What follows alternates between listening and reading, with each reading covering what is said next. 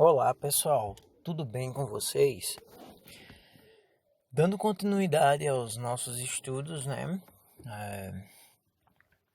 Ainda proveniente da temática de temperatura, nesse estudo, né? Que a gente já vem há um bom tempo, né? Para vocês agora, dilatação térmica. A gente vai começar com a dilatação térmica dos sólidos. Dilatação térmica, gente. Tá até colocando uma definição bem simples aí, tá?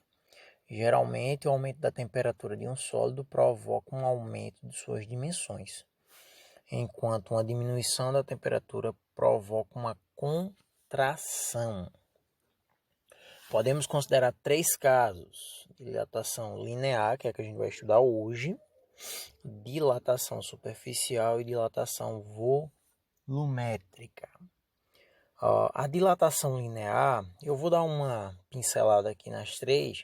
A dilatação linear, ela tem mais a ver com o comprimento.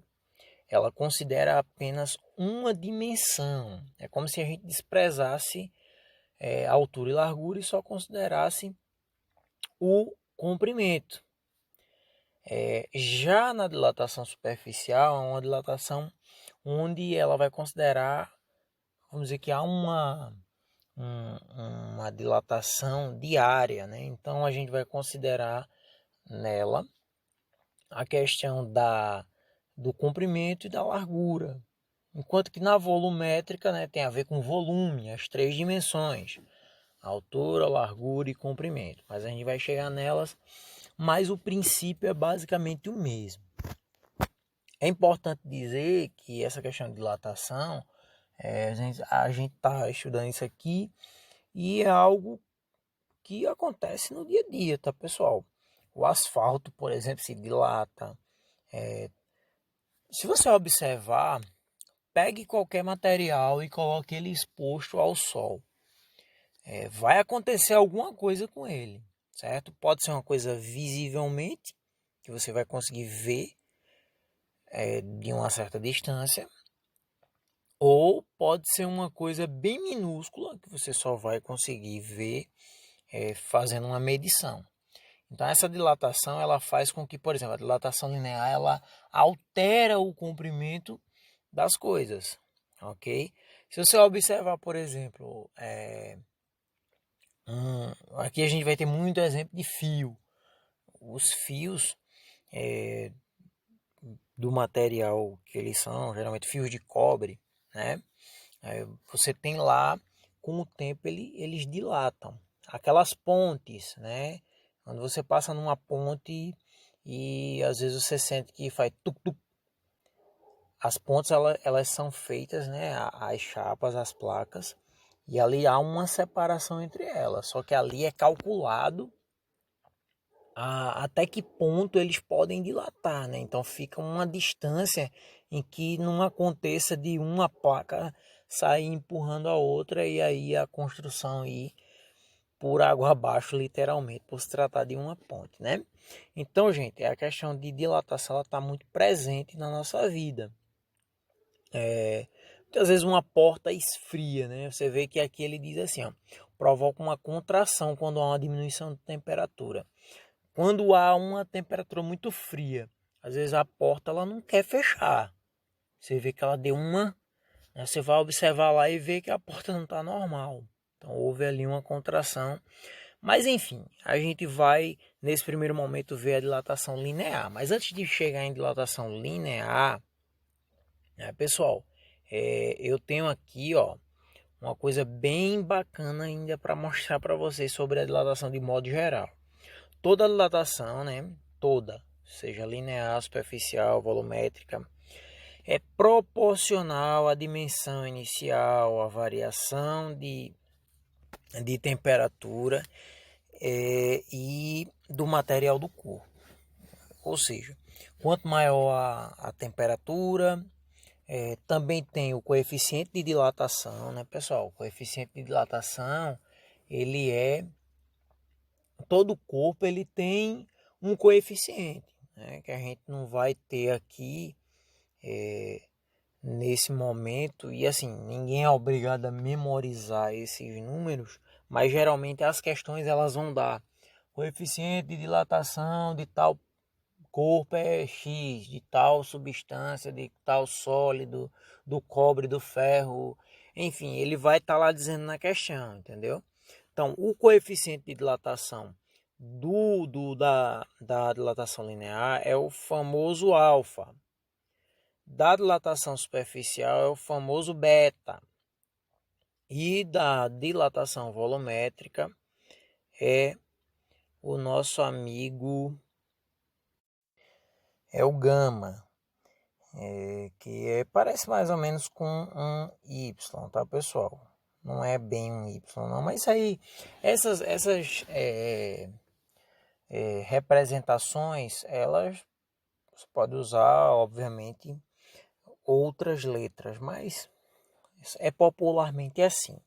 Então, existe uma relação, né? Enquanto que, por exemplo, para dilatação linear, eu tenho um valor, vamos dizer, o coeficiente de dilatação linear de um determinado sólido é alfa. Aí existe essa relação aqui, a alfa sobre 1, beta sobre 2 é igual a gama sobre 3. Isso aqui, ó, se você for observar lá na frente, a gente vai ver, por exemplo, qual o valor de beta, né? Beta é igual a 2 vezes alfa. Ô, professor, como assim? Vocês viram que tinha uma relação lá que dizia assim, ó, alfa está para 1, assim como beta está para 2. Se eu fizer meio pelos extremos, eu vou ter o quê? Beta vezes 1 é beta, 2 vezes alfa, 2 alfa. Do mesmo modo, se eu quiser achar o gama, né? Tem lá, gama sobre 3 é igual a alfa sobre 1, né? Porque todos eles são iguais ali. Aí você vai ter aqui, ó, meio pelos extremos, eu vou ter gama é igual a 3 alfa. E aí você percebe, né? Isso aí é uma relação que a gente vai utilizá-la mais na frente, assim, quando for utilizar a dilatação superficial e volumétrica, a gente vai ter que se ligar nesse coeficiente de dilatação, porque ele é importantíssimo, tá, pessoal? Agora vamos para a dilatação linear, né? Que é a nossa aula de hoje, que é onde vai ter as nossas questões aqui. Na dilatação linear, eu disse a vocês que é a dilatação que vai haver uma variação do comprimento. Ó, ele diz que é a variação de uma única direção. Então a gente vai chamar a variação do comprimento. Percebam que vamos imaginar que eu tenho uma peça, né? Deixa eu apagar aqui. Eu tenho uma peça no seu estado inicial, certo? E aí ele tem esse comprimento aqui, ó, que é o famoso L inicial, certo? Que é o comprimento inicial. O comprimento aqui ele não é C não, tá, pessoal? É chamado de L. Então, o comprimento inicial dessa peça. Aí essa peça sofre uma variação de temperatura. Ela estava recebendo uma quantidade de calor, né, uma temperatura agora, nesse momento. E aí, de repente, essa temperatura ela aumenta. Há uma variação. Houve uma variação de temperatura, não necessariamente aumentou. Houve uma variação de temperatura. E aí, o que é que aconteceu?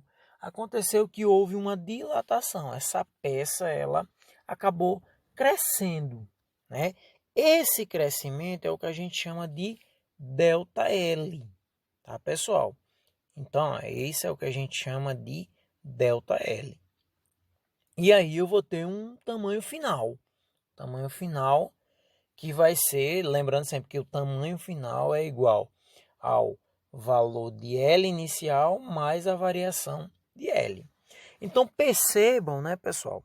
Percebam que, ó, para que a gente venha calcular a variação, no caso a dilatação linear, então eu tenho a variação do comprimento, ela depende do tamanho inicial da peça, depende do coeficiente de dilatação, porque aí é a condição do material, tá?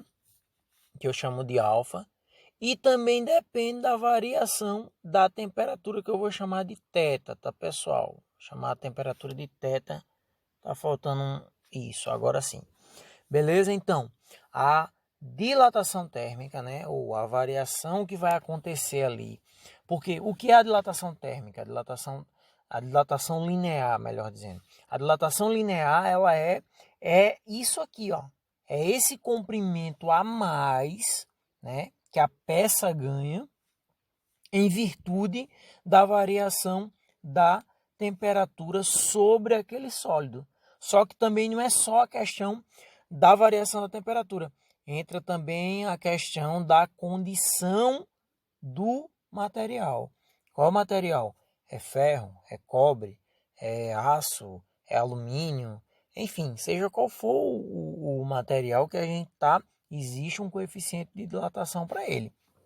E também depende do tamanho inicial dessa peça. Então,